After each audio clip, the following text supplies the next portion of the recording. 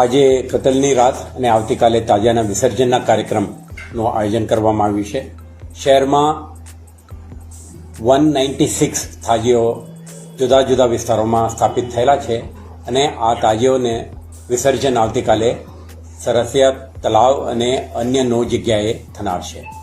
આ અંગે શહેર તાજિયા કમિટી, વડોદરા મ્યુનિસિપલ કોર્પોરેશન અને અન્ય સ્ટેકહોલ્ડર સાથે આપણે ડિટેઇલ્ડમાં બેઠકોનું આયોજન કરીને કરવાની થતી પૂર્વ તૈયારીઓ આપણે કરી છે અને વિસર્જન માટે વડોદરા મ્યુનિસિપલ કોર્પોરેશન દ્વારા સંકલન કરીને એમના સાથે સંકલન કરીને ત્યાં જેટી, તળાપાઓ, ઇલ્યુમિનેશન અને અન્ય જરૂરી પરિબળો, લોજિસ્ટિક્સ, ઓપરેશન સપોર્ટ સિસ્ટમને પણ ઊભા કરી છે.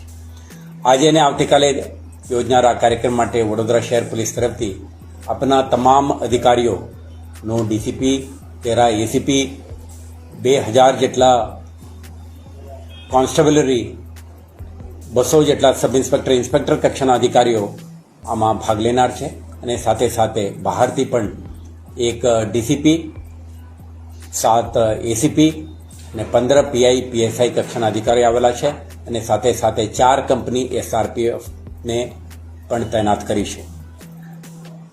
સંવેદનશીલતાને ધ્યાને રાખીને આપણે એ કંપની રેપિડ એક્શન ફોર્સને પણ આપણે તૈનાત કરી છે. તો શહેર પોલીસ અને બહારથી આવેલા અધિકારીઓ તૈયાર કરવામાં આવેલ ડિટેઇન્ડ પ્લાનિંગ મુજબ, એટલે સંવેદનશીલ પોઈન્ટ, પુશિંગ સ્ક્વેડ્સ, ફિક્સ્ડ પોઈન્ટ્સ, ધાબા અને ડીપ પોઈન્ટ્સ, આ બધા બંદોબસ્ત વ્યવસ્થિત રીતે ગોઠવી દેવામાં આવેલ છે. તે ઉપરાંત આપણે કન્ટિન્જન્સી પ્લાનના ભાગરૂપે આપણે વરુણ, વજ્ર, એન્ટી રાઇટ ટીમ આ પણ તૈનાત રહેશે અને સરસિયા તલાવ ખાતે ફાયર સર્વિસીસના સાથે સાથે એસટીઆરએફના એક પ્લેટૂન પણ તૈનાત રહેશે, જેથી કરીને કોઈ એપિસોડ્સ ઓફ ડ્રાઉનિંગ કે એક્સિડન્ટ કે ફેટાલિટીના કિસ્સા ન બને તે માટે નિષ્ણાત તરવૈયા સાથે ત્યાં તૈનાત કરવામાં આવી રહ્યું છે. સમગ્ર તાજિયા પ્રોસેશન દરમિયાન ટ્રાફિકને કોઈ નડતર રૂપ ના બને, નાગરિકોને અસુવિધા ના થાય તે માટે આપણે ટ્રાફિક ડાયવર્શન પ્લાન પણ જાહેરાત કરી, પ્રોહિબિટરી ઓર્ડર જાહેર કરી છે. તો માર્ગ ઉપર આવતા જે નિર્બંધિત વિસ્તારોમાંથી લોકો પ્રસારિત ના થાય, વાહનો લાવવાની પ્રયાસ ના કરે તેવા નગરજનોને પણ આપણે વિનંતી કરીએ છીએ.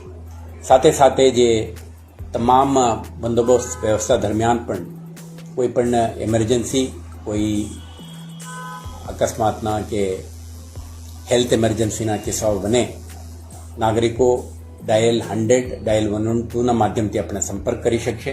તો આપણે એમ્બ્યુલન્સ કે અન્ય એમરજન્સી સર્વિસીસના રિસ્પોન્સ માટે પોલીસ મદદરૂપ થઈને આવા એમરજન્સીને પહોંચી વળવા માટે પણ શહેર પોલીસ પ્રયાસ કરશે. તો આવતીકાલે યોજનાર આ કાર્યક્રમમાં આયોજકો દ્વારા આપણે 4 દરવાજાઓ છે ઓલ્ડ સિટી જ્યુરિસ્ડિક્શનમાં, તો ડીજેનો ઉપયોગ નહીં કરવા માટે આપણા એમના સાથે સંવાદથી, પરસ્યુએશનથી, કમ્યુનિકેશનથી આપણે નિર્ણય લીધું છે અને કેટલાક આયોજકો સ્વયંભૂ જાહેરાત પણ કરી છે. આ વિસ્તારમાં આપણા પ્રયાસ રહેશે કે જે હેરિટેજ સ્ટ્રક્ચરને કોઈ વાંધો આવે એવા કિસ્સાઓ ના બને, શાંતિથી આ વિસ્તારમાં તાજિયા પ્રોસેશન પ્રસારિત થાય તે માટે સ્થાનિક પોલીસ અન્ય આયોજકો અને સ્ટેકહોલ્ડરો સાથે સંકલન કરીને આયોજન કરી છે. મને વિશ્વાસ છે કે આવતીકાલે યોજનાર આ કાર્યક્રમ જો સ્ટેકહોલ્ડરના પાર્ટિસિપેશન, આયોજકોના સાથ સહકાર અને સંકલન અને શહેરજનોના સહકારથી, પ્રોત્સાહથી આ આખું કાર્યક્રમ એક શાંતિપૂર્ણ માહોલમાં સંપન્ન થશે. Thank you.